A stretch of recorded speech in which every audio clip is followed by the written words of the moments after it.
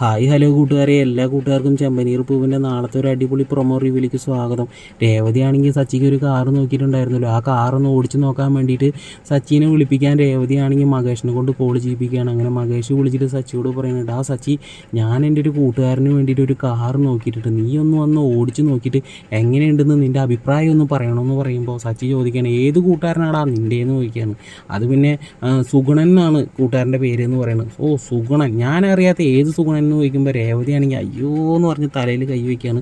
പിന്നീടാണ് കാണിക്കണത് നമ്മുടെ സുധിയാണെങ്കിൽ രവിയേട്ടനോട് പറയണത്, അച്ഛാ അതിന് അമ്മയുടെ പേരല്ലല്ലോ ബ്യൂട്ടി പാർലറിന് ഇട്ടിക്കണമെന്ന് പറയുന്ന സമയത്ത് സച്ചി ചോദിക്കുകയാണ് സുധിയോട്, ഓ പൗഡറേട്ടത്തി, ഇതൊക്കെ എപ്പോഴാണ് നടന്നത്, ഇതൊക്കെ എപ്പോഴാണ് സംഭവിച്ചതെന്ന് ചോദിക്കുകയാണ്.